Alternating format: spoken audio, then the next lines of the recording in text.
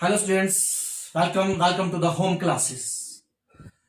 Last videos में हम लोगों ने Coulomb's law and superposition principle की बात करी। आज इस वीडियो में जो है वो हम लोग सुपरपोजिशन प्रिंसिपल और कूलम्स लॉ इनके ऊपर कुछ न्यूमेरिकल्स जो है वो डिस्कस करेंगे। वो न्यूमेरिकल्स जो आपको एग्जाम्स में, कॉम्पिटिटिव एग्जाम्स में खासकर पूछी जाती हैं। तो let's start with the Coulomb's law. Coulomb's law हम लोगों ने पढ़ लिया था, ठीक है। और इसमें हमने देखा था कि इसका जो रिलेशन है that is F equal to 1/4 pi epsilon Q1 Q2 upon R square. अब कूलम्स लॉ में पहली बात जो है, इसके ऊपर छोटी छोटी कई बारी ब्लैंक्स वगैरह या मल्टीपल चॉइस क्वेश्चंस रहते हैं, इसको आप ध्यान से देखेंगे। पहली बात ध्यान में रखेंगे Q1 Q2 चार्ज, क्योंकि फोर्स जो डिपेंड करती है depends upon the product of charges. अगर चार्जेस का प्रोडक्ट ज्यादा होगा, वो बड़ा होगा, तो फोर्स भी बड़ी होगी। दूसरा यहाँ पे है F जो है is inversely proportion to the square of distance. So इसके ऊपर बहुत सारी बारी क्वेश्चंस आते हैं कि दो चार्जेस हैं आपके पास, इनके बीच का डिस्टेंस इंक्रीज करते हैं या डिक्रीज करते हैं, तो फोर्स कितने टाइम्स इंक्रीज या डिक्रीज होती है। तो पहली बात देखेंगे इनवर्सली प्रोपोर्शनल है। अगर डिस्टेंस इंक्रीज करेगा तो फोर्स डिक्रीज करेगी, और अगर डिस्टेंस डिक्रीज करेगा तो फोर्स इंक्रीज करेगी। क्लियर? तो मान लेते हैं कई बार क्वेश्चन आता है कि डिस्टेंस जो है वो बिटवीन द चार्जेस क्या हो गया, डबल हो गया। क्या कर दिया जी हमने, दो चार्जेस का बीच का डिस्टेंस क्या कर दिया, डबल कर दिया। तो फोर्स में क्या इफेक्ट पड़ेगा? तो याद रखेंगे F हमारे जो था it is inversely proportion to R square. Distance अगर डबल होता तो ये बनेगा 2R होल स्क्वायर। क्लियर? तो ये बनेगा हमारा F is inversely proportion to 4R square. तो यहाँ 4 आप देख रहे हैं कहाँ पे आ गया, डिनोमिनेटर में आ रहा है। इसका मतलब डिस्टेंस अगर डबल हो जाता है तो फोर्स कितने टाइम्स कम हो जाएगी, 4 टाइम्स डिक्रीज कर जाएगी। सिमिलरली कुछ क्वेश्चंस ऐसे हो सकते हैं कि डिस्टेंस क्या हो गया जी, हाफ हो गया। The distance between the charges जो है वो क्या ले लिया आपने, हाफ हो गया। तो उस केस में F जो है is inversely proportion to R जो है हमारा डिस्टेंस, ये क्या हो गया, हाफ। हाफ मतलब 1/2 R होल स्क्वायर हो गया। तो इसको करेंगे F is proportion to 1 upon R square upon 4। अब ये 4 डिनोमिनेटर में आपके पास आ गया और ये चला जाएगा ऊपर। तो इसका मतलब इस केस में फोर्स जो है वो 4 टाइम्स जो है वो क्या हो जाएगी, इंक्रीज कर जाएगी। क्लियर? सो नेक्स्ट जो है हम लोग स्टार्ट करने जा रहे हैं, फर्स्ट एग्जाम्पल ले रहे हैं अपनी। क्लियर? एक सैंपल एग्जाम्पल ले रहे हैं फर्स्ट वाली, that is the find the distance, find the electrostatic force between the two protons placed in free space separated by a distance of 20 centimeter।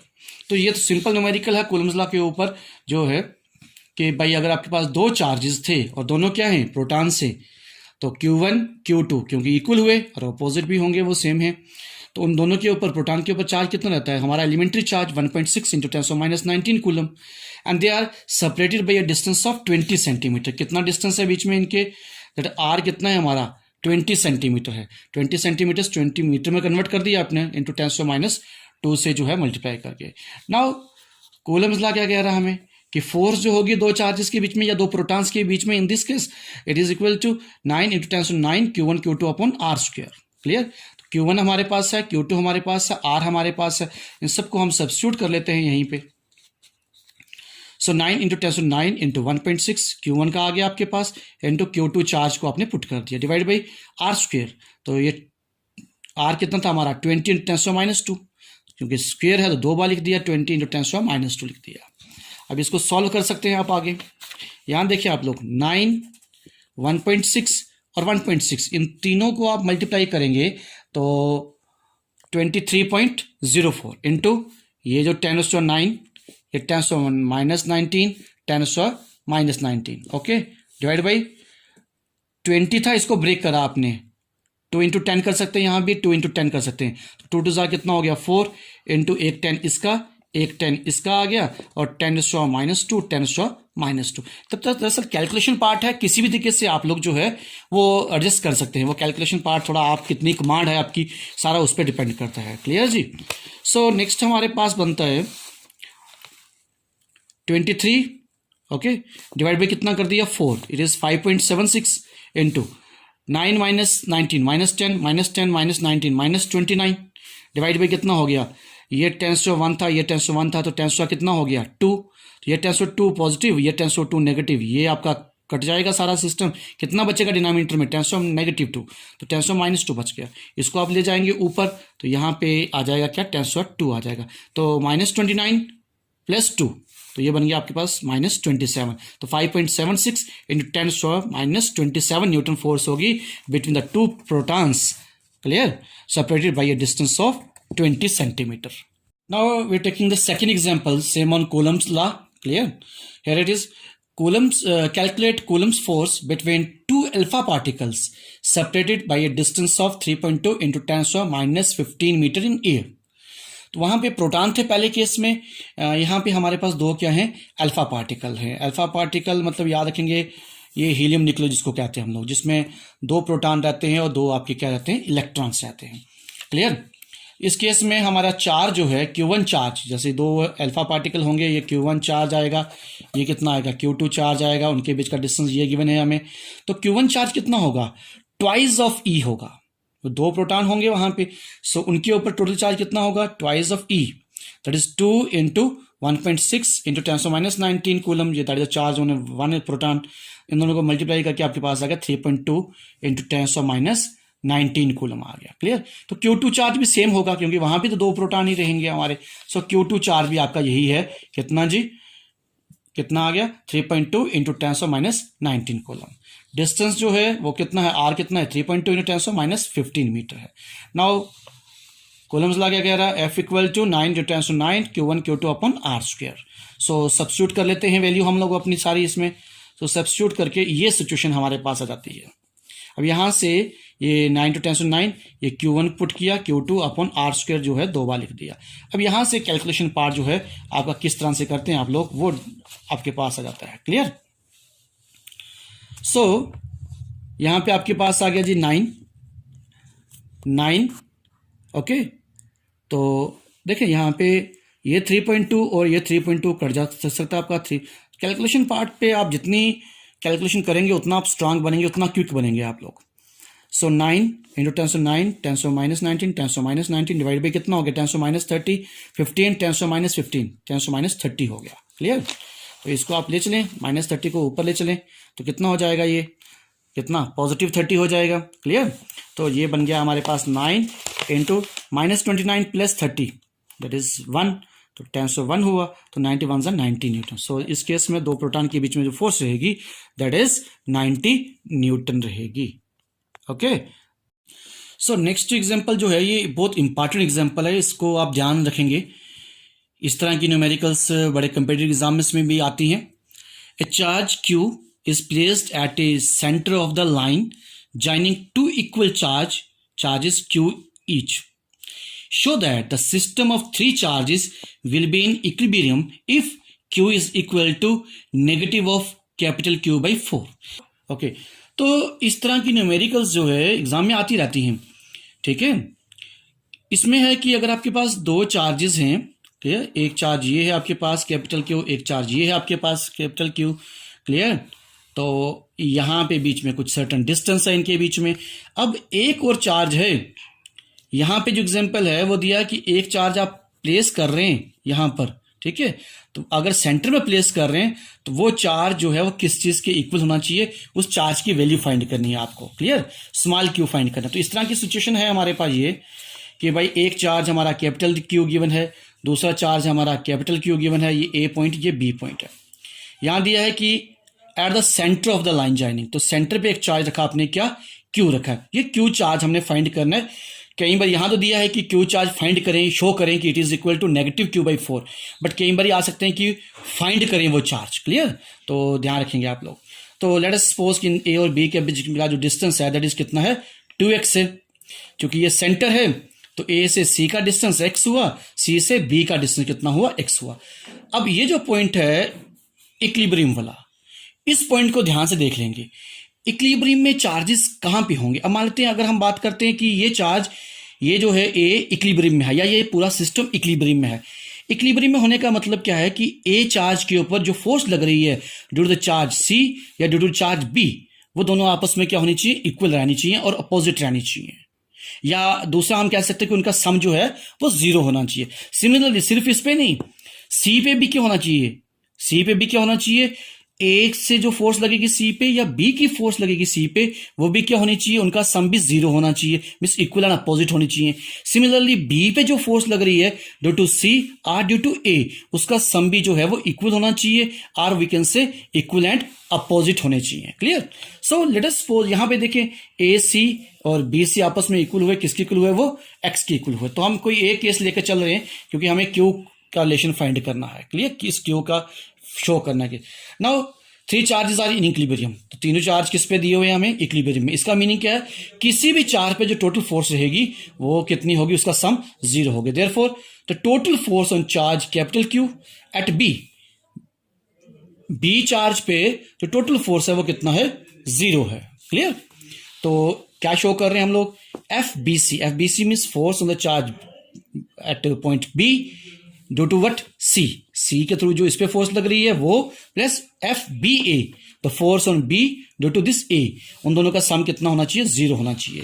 तो force on this b due to this c कैसे find करेंगे, by Coulomb's law, या फिर force on b due to this a कैसे find करेंगे, by Coulomb's law. तो देखेंगे पहले हम फाइंड करें दिस वन, तो 1/4 पाई एप्सिलॉन नॉट। चार्जेस कौन कौन से हैं, Q1 Q2 चार्ज कौन सा है यहाँ पे, एक चार्ज हमारा कैपिटल Q है और एक हमारा कौन सा स्मॉल Q है। अपॉन कितना आ गया डिस्टेंस इनके बीच में, x² है, plus F B A the force on this one due to A, 1/4 pi epsilon naught. एक चार्ज कौन सा है Q, दूसरा चार्ज भी कौन सा है यहाँ पे Q, so Q into Q upon कितना डिस्टेंस लिया आपने, 2x² इक्वल टू कितना हुआ, 0 हुआ। क्लियर?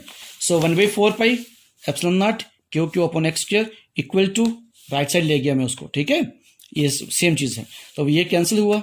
क्लियर? यहाँ का कैपिटल Q और यहाँ का स्क्वायर कैंसिल हुआ। क्लियर? तो यहाँ क्या बच गया लेफ्ट साइड में, यहाँ का x² और ये x² कट गया, तो लेफ्ट साइड में क्या बचा Q और राइट साइड में क्या बचा, नेगेटिव ऑफ Q बाई कितना हुआ, 4 हुआ। तो ये आपका जो है जो हमने शो करना था वो शो करना। एक चीज ध्यान रखेंगे, ये चार्ज जो सेंटर में रखेंगे ना, ये पॉजिटिव होगा तो गड़बड़ हो जाएगा, ये कौन सा होना चाहिए, नेगेटिव होना चाहिए, तभी जो फोर्सेस इधर और इधर लगे इक्वल अपोजिट बन पाए फोर्सेस, तभी जाकर वो इक्विलिब्रियम में सेटअप होंगे। तो नेक्स्ट एग्जांपल जो है वो हमारी आ रही है एक सुपरपोजिशन प्रिंसिपल के ऊपर है। इसमें है 3 charges 10 microcoulomb, 5 microcoulomb, -5 microcoulomb are placed in air at the 3 corners ABC of an equilateral triangle of sides 0.1 meter. Find the resultant force expressed by the charge placed at the corner A. जब superposition principle की बात करते हैं ना, ये नहीं है कि वह हमेशा जो है थाउजेंड्स ऑफ चार्ज ही आएंगे आपके पास, मोर देन 2 चार्जेस आ जाएंगे तो आप वहां पे सुपरपोजिशन प्रिंसिपल मतलब अप्लाई तो कूलम्स लॉ ही करना है, तो नेट टोटल जो है वो फाइंड करना है। क्लियर? जैसे यहाँ की जो सिचुएशन दी गई है वो इस तरह की सिचुएशन है आपके पास कि यहाँ पे ये सिचुएशन हमारे पास है, 3 चार्जेस हैं A B C, 3 पॉइंट्स पे आपने प्लेस किए हैं, एक इक्विलेटरल ट्रायंगल बना रहे हैं। A के ऊपर चार्ज है 10 माइक्रोकूलम, याद रखना 10 माइक्रोकूलम, और जब हम इसको चेंज करेंगे कूलम में तो 10 इंटू 10⁻⁶ कूलम बन जाएगा ये। क्लियर?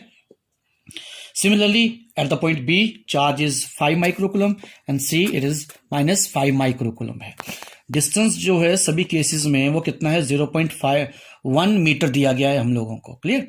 नाउ हमें क्या फाइंड करना है, द रिजल्टेंट फोर्स फाइंड करनी है एट द पॉइंट ए, कि इस रिजल्टेंट पॉइंट ए पॉइंट पर रिजल्टेंट फोर्स कितनी होगी due to the charge B and due to the charge C. Clear? अब देखें ए और बी दोनों पॉजिटिव चार्जेस हैं, दोनों के बीच में रिपल्शन होगी, तो ए के ऊपर जो फोर्स लग रही होगी ड्यू टू बी वो इस डायरेक्शन में होगी ऊपर, तो यहां पे फोर्स का डायरेक्शन ये है।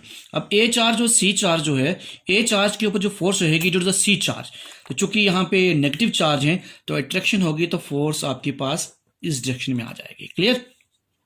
तो इसमें नेट फोर्स निकालने के लिए हम लोगों को क्या करना पड़ेगा, रिजल्टेंट वेक्टर जो होगा इसका वो फाइंड करना पड़ेगा। अगर इसको हम ज्वाइन करेंगे तो आप देखेंगे एक पैरेललोग्राम लॉ बन जाएगा, पैरेललोग्राम बन रही है हमारे पास एक तरह की, तो पैरेललोग्राम लॉ बाद में यूज करेंगे। और एक बात का ध्यान रखें कि ये जो एंगल बनेगा ये बनेगा हमारा 120 डिग्री, बिकॉज इक्विलेटरल ट्राइंगल है, ये 60 का है, तो लीनियर पेयर एक्सिस के हिसाब से ये एंगल कितने डिग्री का बनेगा, 120 डिग्री का बनेगा। अब सुपरपोजिशन प्रिंसिपल के हिसाब से जो है इस ए नेट फोर्स निकालने के लिए ए के ऊपर the force due to B, इस ए के ऊपर force due to the C, उन दोनों फोर्सेस का क्या करना है आप लोगों को, सम करना है। तो फर्स्ट हम कैलकुलेट कर रहे हैं the force on A due to this B. इसमें तो फाइंड करने के लिए दो ही चार्जेस आ रहे हैं ना, कूलम्स लॉ लगाना पड़ेगा। सो 9 × 9 10⁻⁹ Q1 इंटू Q2। Q1 कितना था यहाँ पे 10 माइक्रो कूलम, तो 10 माइक्रो कूलम मीन्स 10⁻⁶ इंटू यहाँ पे बी पे कितना है 5 micro coulomb means 5 into 10⁻⁶ divide by distance कितना है इन दोनों के बीच में 0.1 मीटर है, ठीक है जी, उसका स्केयर लगा दी। इसको सॉल्व करके कितना बन रहा है आपके पास 45, इसके ऊपर जो फोर्स लग रही है due to this that is 45 newton. Now क्या फाइंड करना है, FAC फाइंड करना है, the force on A due to this C। So FAC is equal to 9 × 10⁻⁹ clear. ये आ गया जी आपके पास A के ऊपर चार्ज जो है वो, ये आ गया आपके पास C के ऊपर चार्ज है। नेगेटिव साइन हम कंसिडर नहीं कर रहे हैं, यहाँ पे मैग्नीट्यूड फाइंड कर रहे हैं सिर्फ, तो 0.1 रखिए। तो यहाँ का भी क्योंकि चूंकि सेम ही बन रही है चीज, तो ये फोर्स भी कितनी है 45 न्यूटन है। इट मीन्स ए पॉइंट के ऊपर फोर्स ड्यू टू बी 45 है, ए पॉइंट के ऊपर फोर्स ड्यू टू सी वो भी कितना 45 न्यूटन है। बट नेट फोर्स कितनी है उसको फाइंड करने के लिए आपको याद होगा जब हम रिजल्टेंट फाइंड करते थे तो हम लिख देते रिजल्टेंट इज इक्वल टू ऐसे करके A² plus B² plus 2AB clear cos of theta, ये यूज कर रहे थे हम लोग, क्लियर। अब वही चीज हम यहाँ पे यूज करेंगे, तो देखेंगे क्या करेंगे। So the net force on a, ऊपर ए पॉइंट पे net force F equal to square root of जो हम बात कर रहे थे A² प्लस B², यहाँ ए कितना है हमारा FAB² plus FAC² plus twice of FAB FAC into cos of theta, theta is 120। तो ये 45² प्लस 2, ये 45 और कॉस 120 की वैल्यू ये यूज कर ली हमने।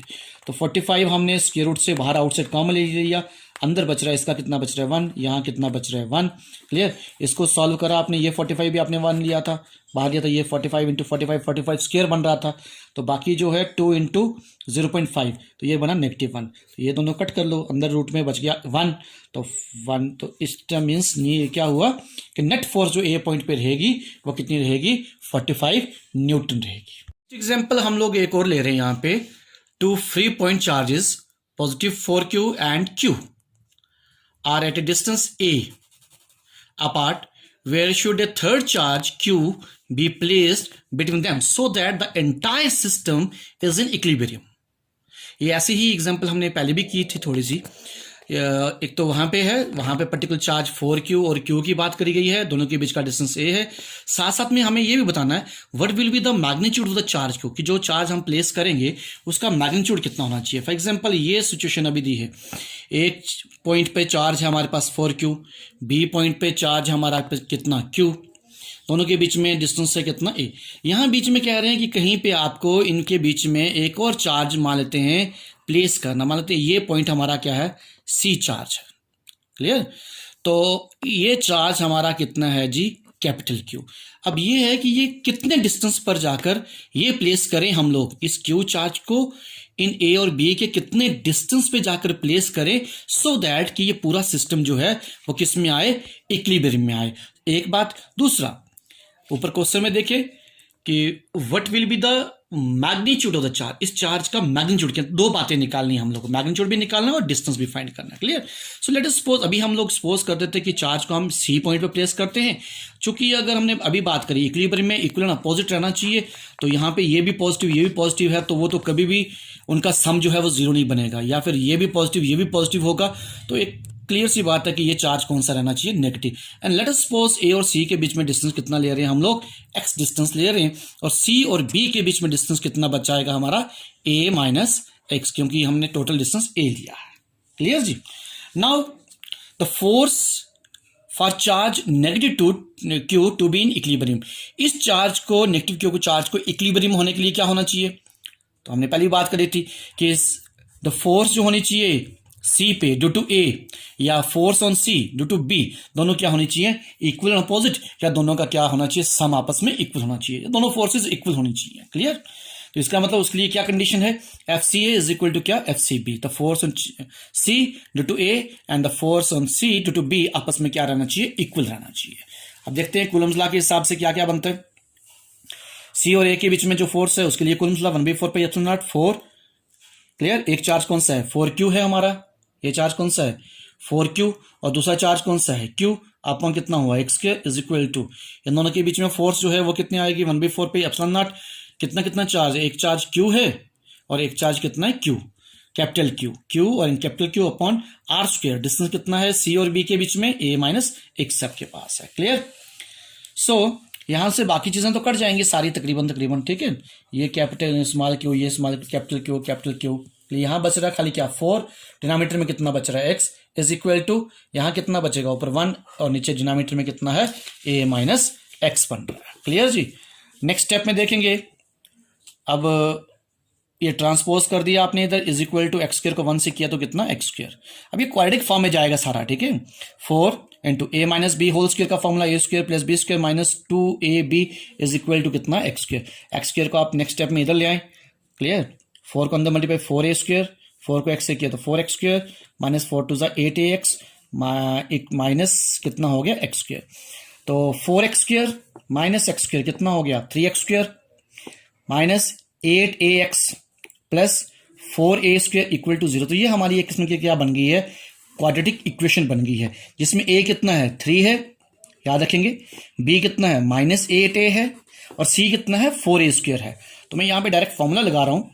तो x is equal to roots निकालने के लिए फॉर्मूला जो याद रहता है, आपको पता क्या रहता है, x is equal to minus b minus into b कितना है minus 8a plus minus square of b² minus 4ac, b कितना था माइनस 8a इसका square plus 4a into c कितना आ गया आपके पास 4a अपॉन 2 इंटू a कितना है हमारे पास 3 है, तो इंटू कितना आ गया 3 है।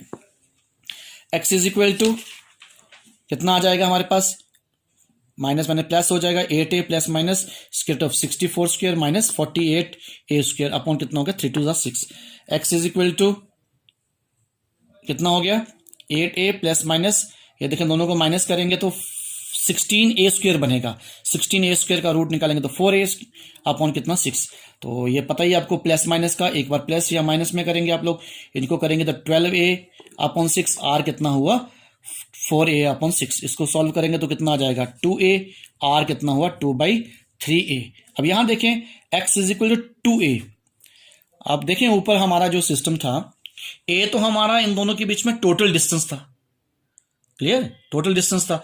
एक वैल्यू हमारी x की आ रही है 2a, इसका मतलब इस चार्ज को अपने कितने में प्लेस करना है, ट्वाइस ऑफ a पे प्लेस करना है, वो तो बाहर निकल जाएगा। इसका मतलब जो सिचुएशन हमें दी है कि in between a and b है, तो ये हम लोग कंसिडर नहीं करेंगे। सो फाइनली जो है हमारा जो डिस्टेंस, कितने डिस्टेंस पे रखना है आप लोगों को 2/3a डिस्टेंस पर जो है वो आपने चार्ज को प्लेस करना है। नाउ अब हमने उस चार्ज का मैग्नीट्यूड फाइंड करना है। कौन से चार्ज का, कैपिटल Q चार्ज का मैग्नीट्यूड फाइंड करना है। क्लियर। अब हमने जो सिचुएशन देखी थी उसमें सारा सिस्टम इक्विलिब्रियम में था, तो हम लोग लिख सकते हैं the force on A due to C is equal to the force on A due to B। ये भी तो आपस में इक्वल हो सकता है। सो उसके लिए अगर हम इन दोनों में कूलम्स लॉ अप्लाई करते हैं 1/4 pi epsilon naught 4q into q upon x² is equal to A और B के बीच में फोर्स निकालनी है तो 1/4 पाई एप्सिलॉन नॉट, A के ऊपर चार्ज था 4q और B के ऊपर चार्ज था कितना स्मॉल q अपॉन कितना डिस्टेंस था उनका a²। क्लियर। अब यहां देखें 1/4 पाई कट जाएगा, यहाँ का 4 कट रहा है, यहाँ का स्मॉल क्यू कट रहा है, तो ऊपर बच रहा है आपके पास कैपिटल Q अपॉन कितना x² is equal to small q upon a² आ रहा है। तो हमें Q फाइंड करना था, इस चार्ज का मैग्नीट्यूड फाइंड करना है। तो Q इज इक्वल टू कितना आ जाएगा, ये x² आप ट्रांसपोज करके उधर ले जाएंगे तो Q into x² upon a²। So which implies that Q is equal to Q small q into ये x आपने फाइंड किया था डिस्टेंस, तो x कितना था हमारे पास 2/3, कितना था हमारे पास 2/3a था। क्लियर। तो ये 2/3a whole square upon a²। तो Q is equal to small q into कितना बन गया ये 4a² अपॉन 3 3 9a²। तो a² इसके कट गया तो 2 2 4 3 2 9 2/3q। तो कैपिटल Q का जो मैग्नीट्यूड है that is equal to 2/3 of the small q आ गया आपके पास। क्लियर जी, ठीक है।